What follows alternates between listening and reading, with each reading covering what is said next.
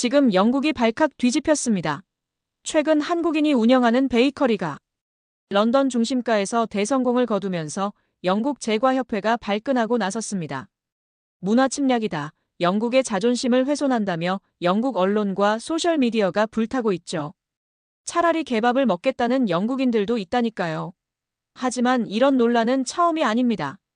일본과 중국은 김치, 한복, 불고기 등 한국 문화의 정체성을 둘러싼 논쟁을 일으켜왔지만 한국은 그때마다 목소리를 높이지 않았습니다. 대신 결과로 보여줬죠. 말보단 행동으로, 주장보단 실력으로. 자, 그럼 사연 들어보시죠. 그 전에 구독과 좋아요를 눌러주시면 영상 제작에 많은 힘이 됩니다. 안녕하세요. 저는 엘리자베스 해밀턴입니다. 영국 BBC 국제부 기자로 일한 지 벌써 8년째입니다. 이 일을 하면서 브렉시트, 왕실 스캔들, 경제 위기까지 숱한 사건들을 취재했지만 오늘 편집장이 저에게 내린 취재 지시는 뭔가 달랐습니다. 엘리자베스, 한국인이 운영하는 베이커리가 런던 중심가에서 대박을 터뜨렸다는데 영국 제과협회가 발칵 뒤집혔다고 해. 이거 한번 취재해봐. 편집장의 말을 듣자마자 저도 모르게 피식 웃음이 나왔습니다. 베이커리라고요? 빵 가지고 왜 싸워요? 그게 뭐라고? 영국은 빵의 종주국도 아닌데 말입니다. 그러나 편집장의 표정은 진지했죠. 편집장은 어깨를 으쓱하더니 요즘 소셜미디어가 난리야. 데일리 메일은 영국 제과 문화의 위기라는 제목으로 기사까지 실었대. 내가 한번 파봐 라고 했죠. 저는 고개를 끄덕이면서도 내심 의아했습니다. 국제부 기자가 빵집 이야기를 취재한다고. 그것도 평범한 베이커리 때문에. 하지만 제 예상과 달리 소셜미디어는 정말 뜨겁게 달아오르고 있었어요. 마치 런던의 겨울 안개처럼 짙은 분노가 온라인을 뒤덮고 있었습니다. 트위터에서는 영국 베이커리 수호라는 해시태그가 점점 확산되고 있었고 댓글들은 마치 폭풍우처럼 격앙되어 있었습니다. 수백 년 영국 제과 전통의 자존심을 훼손하는 행위다. 또 시작이다. 영국 음식 문화를 모욕하는 행위다. 한국은 왜 자꾸 다른 나라 문화를 변형시키는가? 한순간에 빵이 영국의 국가적 자존심이 되어버린 듯 했습니다. 이런 반응을 보자 저는 더 궁금해졌습니다. 단순한 빵집 하나가 어떻게 이런 국제적 논란을 일으킬 수 있을까요? 이 소동이 김치나 한복 논쟁처럼 또 다른 문화 전쟁의 시작인 건가요? 취재를 시작하자마자 깨달은 건 이번 베이커리 논란이 단순한 맛의 문제가 아니라는 점이었습니다. 이건 정체성의 문제였죠. 편집장에게 전화를 걸었습니다. 이거 단순한 문화 이슈 같진 않네요. 뭔가 더 깊은 배경이 있는 것 같아요. 편집장이 말했죠. 그래서 내가 취재해야 하는 거야. 한국과 영국 사이에는 이런 문화 갈등이 처음이 아니래. 영국인들은 자신들의 음식 문화가 침해받는다고 느끼는 것 같아. 코끝이 시리도록 차가운 런던의 아침 공기를 가르며 저는 머릿속으로 취재 계획을 세웠습니다. 단순히 베이커리 하나의 이야기가 아니라 더 큰 그림을 봐야겠다는 생각이 들었어요. 왜 빵 하나가 국가 간 자존심 싸움이 되는지 그 이유를 파헤쳐 보기로 했죠. 무심코 시작한 취재였지만 이제 저는 단순한 호기심을 넘어 진지한 관심을 갖게 됐습니다. 빵 하나에 담긴 이야기가 생각보다 훨씬 깊고 복잡했으니까요. 그리고 제가 미처 알지 못했던 문화전쟁의 현장으로 한 걸음씩 다가가고 있었습니다. 영국의 떨리는 추위 속에서도 저의 호기심은 뜨겁게 타오르고 있었죠. 무엇보다 이 베이커리는 한국 전통빵을 파는 것이 아니라 한국식으로 재해석한 새로운 디저트를 판매하고 있었습니다. 그것이 영국인들, 특히 전통을 고수하는 세력에게는 불편한 혁신으로 느껴졌던 거죠. 일본과 중국이 한국 문화를 자기 것이라 우기는 것과는 다른 양상이었습니다.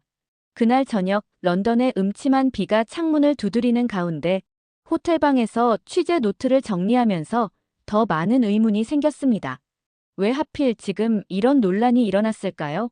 무엇이 영국인들의 자존심을 건드렸을까요? 그리고 한국인 베이커리 주인은 이 모든 논란 속에서 어떤 생각을 하고 있을까요?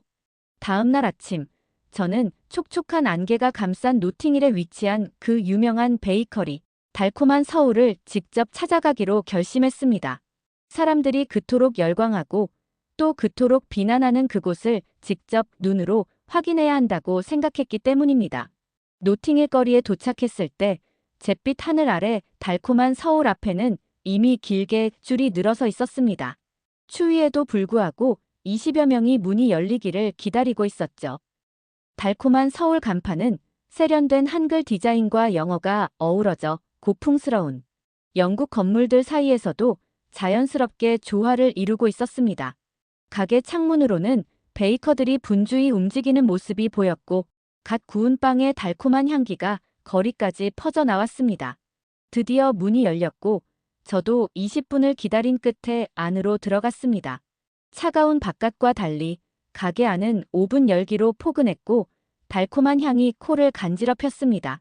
내부는 현대적이면서도 한국 전통 요소가 곳곳에 녹아 있었습니다. 한쪽에는 생선 모양 빵을 구워내고 다른 한쪽에서는 납작한 반죽에 달콤한 속을 넣는 모습이 보였습니다. 손님들은 신기한 듯 그 과정을 지켜보았습니다. 어서 오세요. 무엇을 도와드릴까요? 단정한 앞치마 차림의 한국인 여성이 물었습니다. BBC에서 왔습니다. 이 베이커리에 대해 취재하고 싶어요. 소피 김은 잠시 놀란 듯 보였지만 11시 이후에 시간을 내주겠다며 저를 맞이했습니다. 그동안 저는 가게 구석에서 사람들을 관찰했습니다. 처음 생선 모양 빵을 받아든 사람들은 호기심에서 곧 놀라움과 만족으로 표정이 바뀌었습니다. 특히 아이들은 생선 모양에 매료된 듯 했습니다. 엄마, 이게 정말 생선이에요?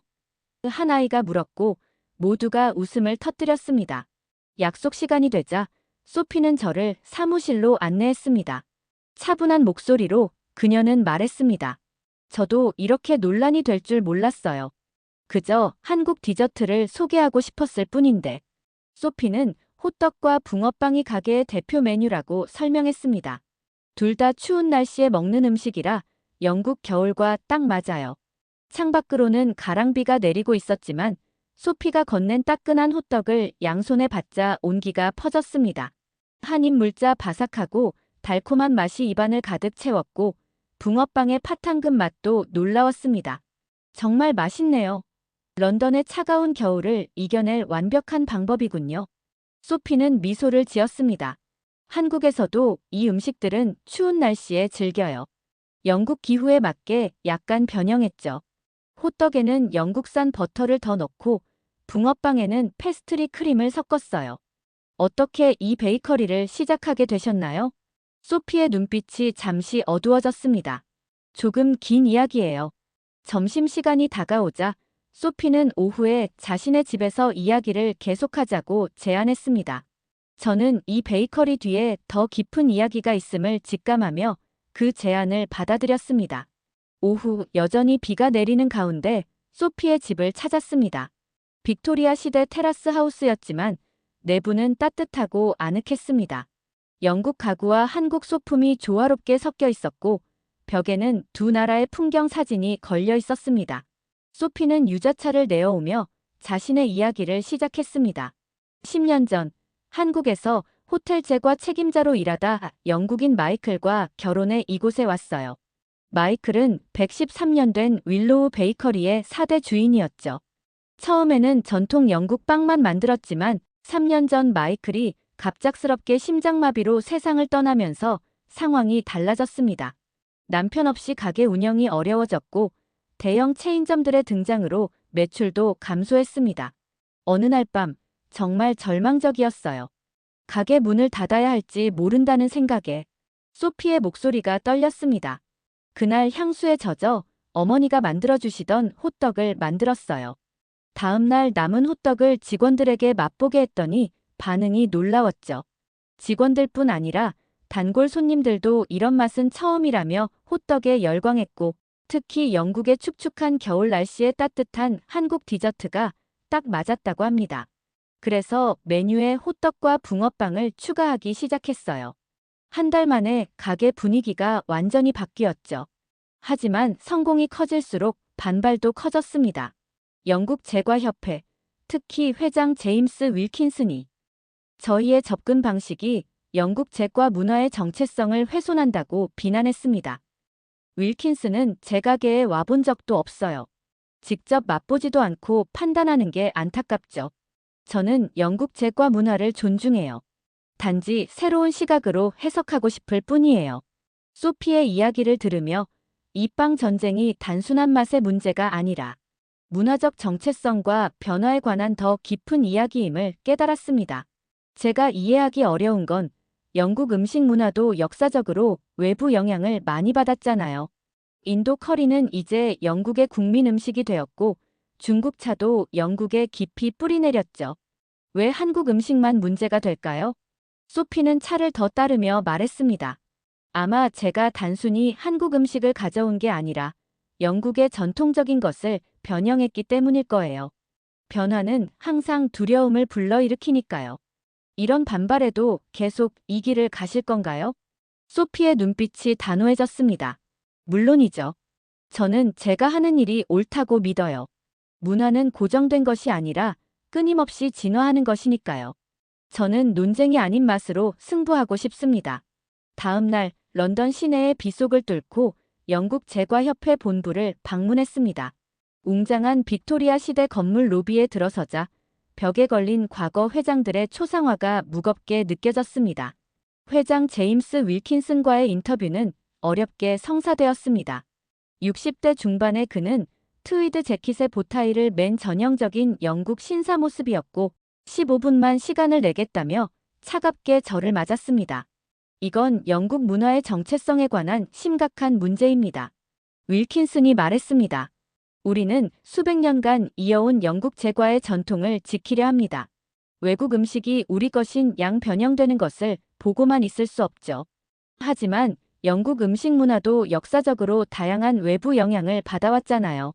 인도 커리, 중국 차처럼요. 윌킨스는 불편한 기색을 감추지 못했습니다. 그건 다른 문제입니다. 그것들은 오랜 시간에 걸쳐 자연스럽게 흡수된 것이지요. 소피 김의 베이커리를 직접 방문해 보셨나요? 아직 그럴 기회가 없었습니다. 그럼 그녀의 음식을 맛보지 않고 판단하신 건가요? 윌킨스는 갑자기 일어섰습니다. 맛의 문제가 아닙니다. 원칙의 문제죠.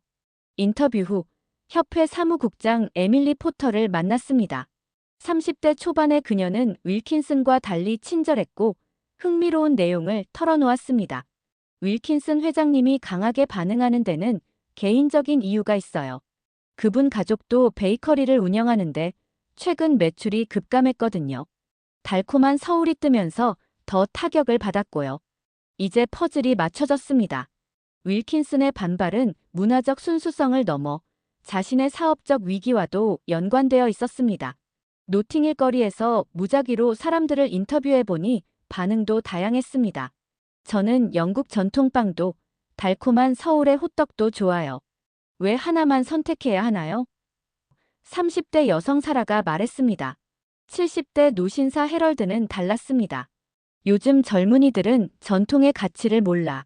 내 할아버지 때부터 먹던 방식이 있는데 자꾸 바꾸려고 하니 문제지. 대부분의 외국인들은 문화 융합에 더 열린 태도였고 베이커리 업계에서도 의견이 나뉘었습니다. 젊은 제과사들은 소피의 접근에 영감을 받았지만 나이든 장인들은 전통을 강조했습니다. 패딩턴의 베이커 토마스는 중립적이었습니다. 내 가게도 요즘 장사가 안 돼. 한국 디저트를 탓할 수는 없어. 시대가 변하는 거지.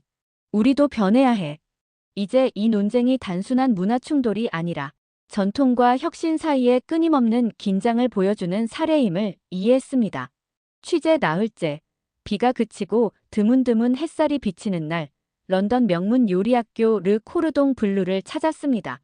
프랑스 출신 파티시에 장 피에르 뒤퐁 교수는 윌킨슨의 반응이 과하다고 생각했습니다. 제과의 역사는 항상 혁신과 함께해왔어요. 프랑스 크루아상도 오스트리아에서 영향을 받았고 영국 디저트들도 다른 나라에서 아이디어를 얻었죠.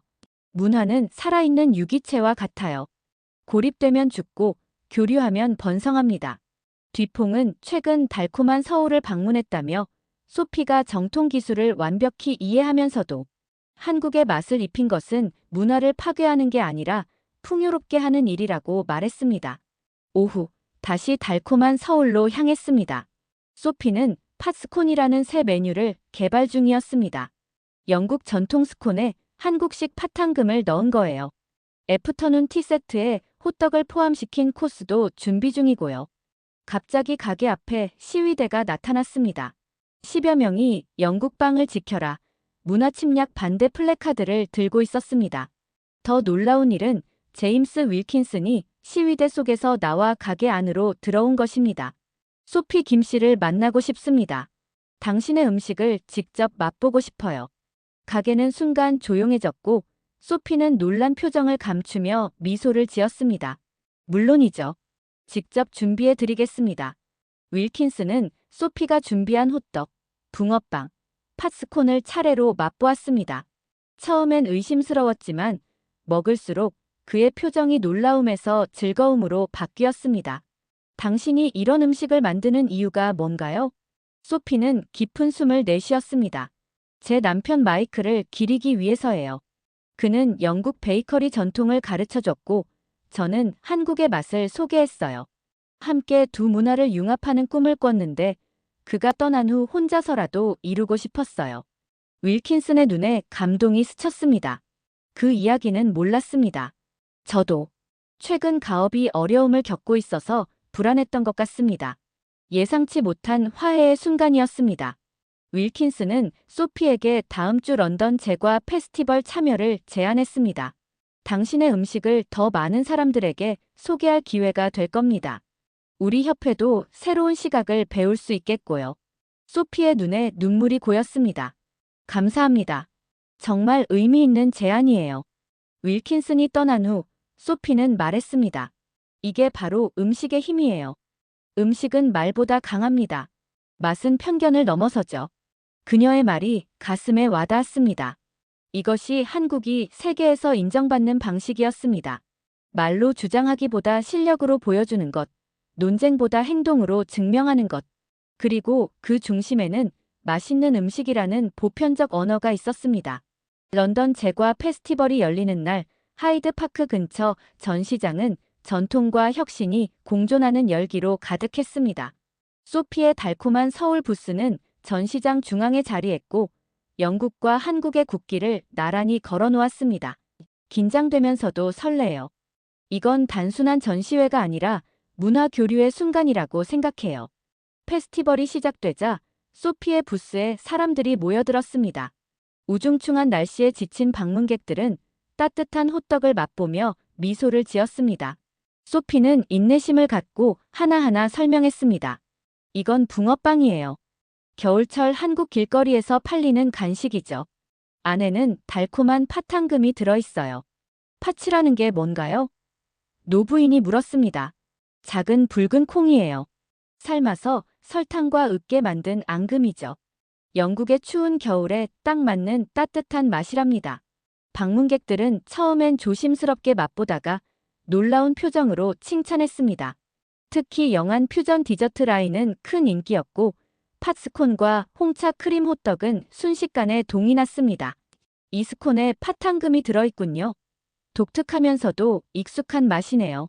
한 음식 평론가가 감탄했습니다. 오후 윌킨슨이 베이커리 동료들과 함께 소피의 부스를 방문했습니다.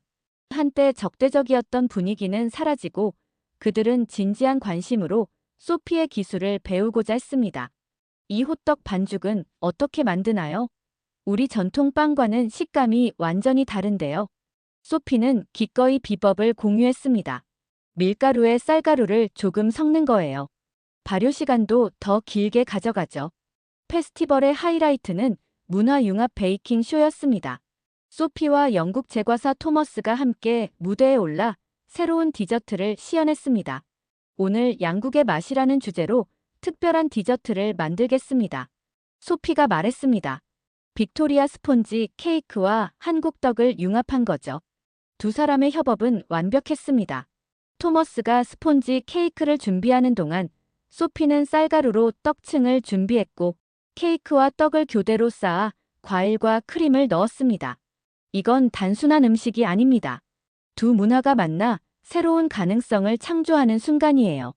관객들은 열광했고 많은 사람들이 시식을 위해 줄을 섰습니다. 그 모습을 보며 저는 문화의 벽이 허물어지는 순간을 목격하고 있다는 느낌이 들었습니다. 페스티벌 마지막 날, 영국 제과협회는 혁신적 문화융합상을 신설하고 첫 수상자로 소피를 선정했습니다. 윌킨스는 직접 시상대에 올라 말했습니다. 소피 김은 전통을 지키는 것이 새로운 시도를 막는 게 아니라 더 풍요롭게 발전시키는 것임을 보여주었습니다. 달콤한 서울은 이제 런던의 소중한 문화 자산입니다. 소피는 눈물을 글썽이며 상을 받았습니다. 이 상은 저 혼자만의 것이 아닙니다. 제 남편 마이클, 그리고 저를 지지해준 모든 분들과 함께 나누고 싶어요. 문화는 고립되어 있을 때보다 만났을 때 더 아름답습니다. 행사장에는 잠시 정막이 흐르다가 큰 박수 소리가 울려 퍼졌고 창밖으로 구름이 걷히며 햇살이 비쳤습니다. 마치 자연도 소피의 말에 화답하는 듯 했습니다.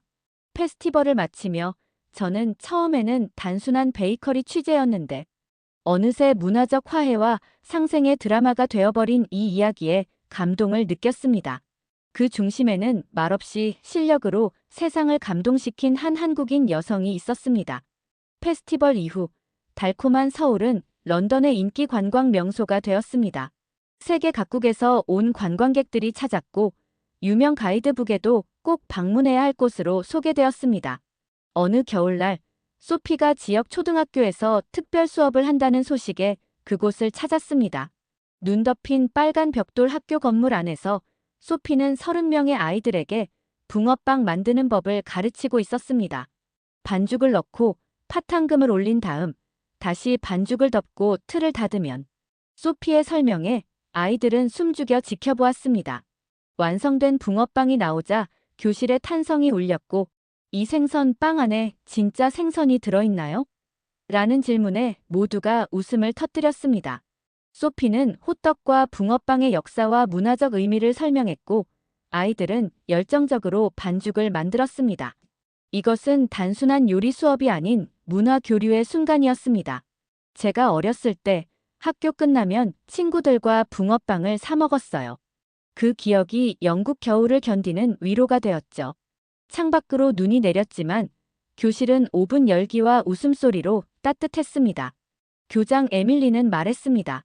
아이들에게 다양한 문화 경험은 중요해요. 소피의 수업은 열린 마음과 다양성을 가르치는 기회죠. 소피의 문화교실은 정기 행사가 되었고 매월 마지막 수요일 그녀는 아이들에게 한국 음식 문화를 가르쳤습니다. 한 학부모는 덕분에 우리 아이가 음식에 더 관심을 갖게 되었어요 라고 감사를 전했습니다. 수업 후 소피는 특별한 소식을 전했습니다. 두 문화의 맛이라는 요리책을 출판하게 됐어요. 영국과 한국의 디저트 레시피를 담았죠. 책은 단순한 레시피가 아니라 각 요리의 문화적 배경과 소피의 개인적 이야기가 담겨 있었습니다. 출간 직후 베스트셀러가 되었고 여러 언어로 번역되었습니다. 특히 한국에서 반응이 뜨거웠고 많은 한국인들이 자국 음식이 세계적으로 인정받는 모습에 자부심을 느꼈습니다. 저는 특별한 일을 한 게 아니에요. 그저 두 나라의 맛을 함께 나누고 싶었을 뿐이죠. 음식은 언어보다 더 강력한 소통 수단이 될 수 있어요. 가을, 소피의 베이커리에 특별한 손님이 왔습니다. 한국의 전통 과자장인 김호영 선생이었습니다. 80대의 그는 50년 넘게 한국 전통 과자를 만들어 온 살아있는 문화재였습니다. 영국에서 우리 과자가 사랑받는 모습을 직접 보고 싶었소. 김 선생이 떨리는 목소리로 말했습니다. 일주일간 소피의 베이커리에 머물며 김 선생은 한국 전통 과자 기술을 시연했고 영국 제과사들과 기술을 교류했습니다. 노장인이 젊은 영국 제과사들에게 한과를 가르치는 모습은 감동적이었습니다.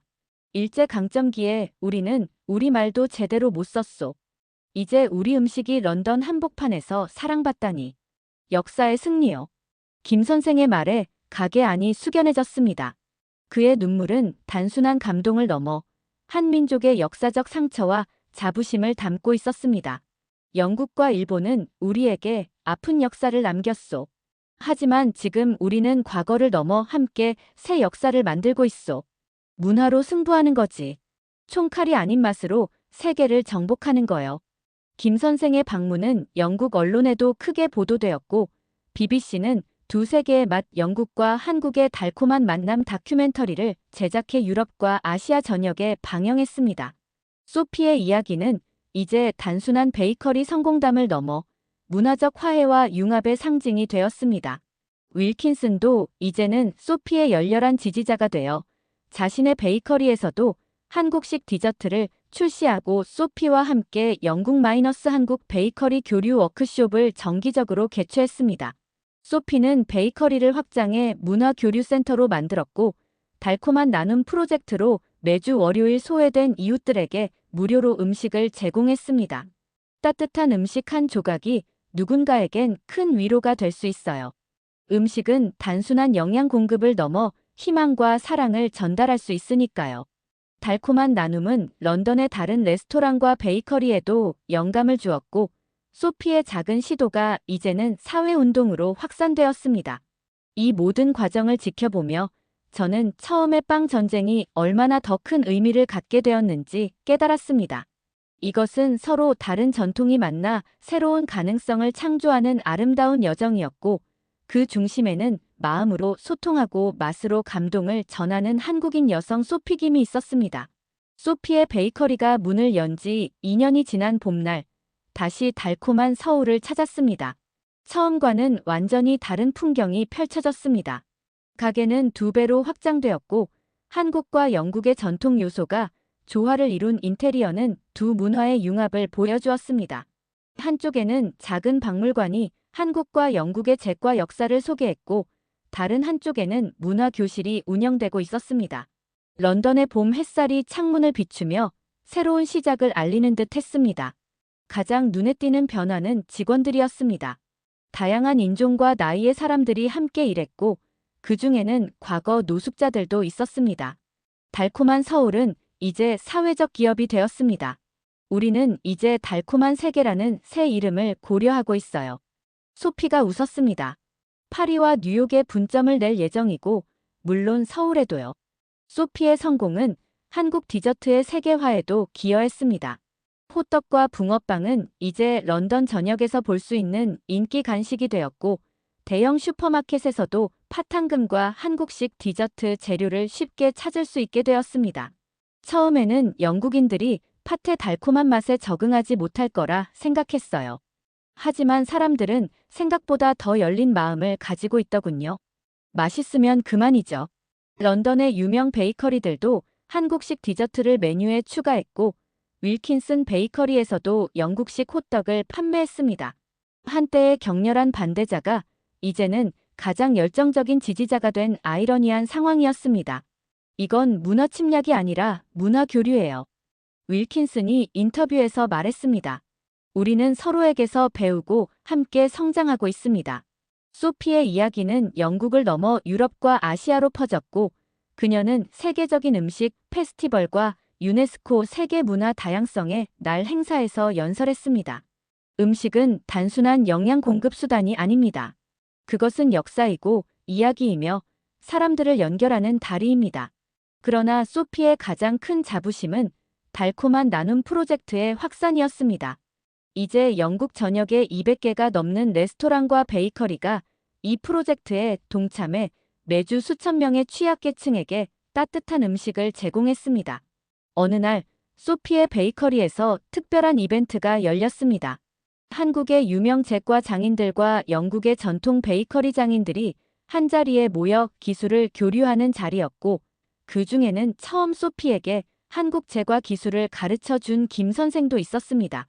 처음 소피를 가르칠 때는 그저 우리 전통을 물려주는 것이라 생각했소. 하지만 이제 보니 그건 씨앗을 뿌린 것이었소. 그 씨앗이 이렇게 큰 나무로 자라 다른 문화와 함께 열매를 맺다니. 참으로 감격스러운 일이요. 그날 밤 두 문화의 밤 행사에서 한국 전통 공연과 영국 클래식 음악이 번갈아 연주되었고, 참석자들은 두 나라의 디저트를 함께 즐겼습니다. 취재를 마무리하며 저는 소피에게 마지막 질문을 던졌습니다. 지난 2년을 되돌아보면 어떤 생각이 드시나요? 소피는 런던의 풍경을 바라보며 잠시 생각에 잠겼습니다. 창밖으로는 봄비가 내리다 갑자기 햇살이 비치는 영국의 변덕스러운 날씨가 보였습니다. 처음에는 단지 살아남기 위한 몸부림이었어요. 남편을 잃고 낯선 나라에서 가게가 어려움을 겪을 때 저는 그저 마지막 노력을 해보자는 심정이었죠.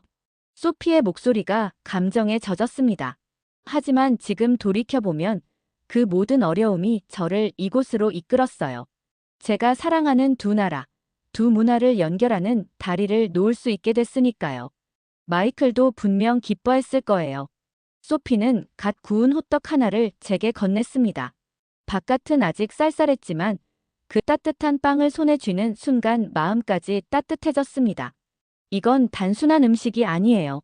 이 안에는 한국인의 역사와 지혜, 그리고 영국인의 개방성과 창의성이 함께 담겨 있습니다. 이것이 바로 문화의 힘이죠. 그녀의 말에 깊은 울림을 느끼며 저는 마지막 취재 노트를 정리했습니다. 처음에는 단순한 베이커리 논쟁으로 시작했지만 이 이야기는 훨씬 더 깊고 의미 있는 문화적 여정이 되었습니다. 뉴스룸으로 돌아와 리포트를 작성하며 저는 이 이야기가 단순한 빵 전쟁이 아니라 우리 시대의 중요한 문화적 대화를 보여준다고 생각했습니다. 소피는 말로 주장하지 않았습니다. 그녀는 행동으로, 맛으로, 그리고 진정성으로 자신의 가치를 증명했습니다. 생방송이 시작되고 앵커가 물었습니다. 2년 전 런던에서 시작된 한국식 베이커리를 둘러싼 논쟁은 결국 어떻게 마무리되었나요? 저는 깊은 숨을 들이쉬고 대답했습니다. 이것은 마무리된 것이 아닙니다. 오히려 새로운 시작이죠. 달콤한 서울은 이제 단순한 빵집이 아니라 문화 교류의 상징이 되었습니다.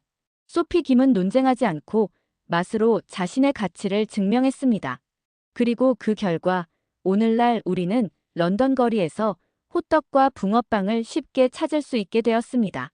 카메라가 꺼진 후 책상 위에 놓인 소피의 호떡을 바라보며 생각했습니다. 이것이 바로 한국이 세계에서 인정받는 방식이었습니다. 말로 주장하기보다 실력으로 보여주는 것, 논쟁보다는 행동으로 증명하는 것. 그리고 그 중심에는 모두의 마음을 사로잡는 맛과 진정성이 있었습니다. 소피의 이야기는 단순한 성공 신화를 넘어 전통과 혁신, 갈등과 화해, 그리고 서로 다른 문화가 어떻게 만나 더 아름다운 하모니를 이룰 수 있는지 보여주는 교훈이 되었습니다. 그리고 저는 그 이야기의 증인이 되어 오늘도 세계에 이 감동적인 여정을 전하고 있습니다. 오늘 사연은 여기까지입니다. 영국의 차고 습한 거리를 변화시킨 한국의 따뜻한 맛, 그리고 그 맛으로 세계를 정복해 나가는 대한민국의 모습을 전해드렸습니다. 이런 문화의 힘, 맛의 힘이야말로 우리 대한민국이 세계에서 인정받는 진정한 소프트 파워가 아닐까 싶습니다. 구독과 좋아요 잊지 말아주세요. 구독자님들의 가정에 늘 평안하시길 바랍니다. 감사합니다.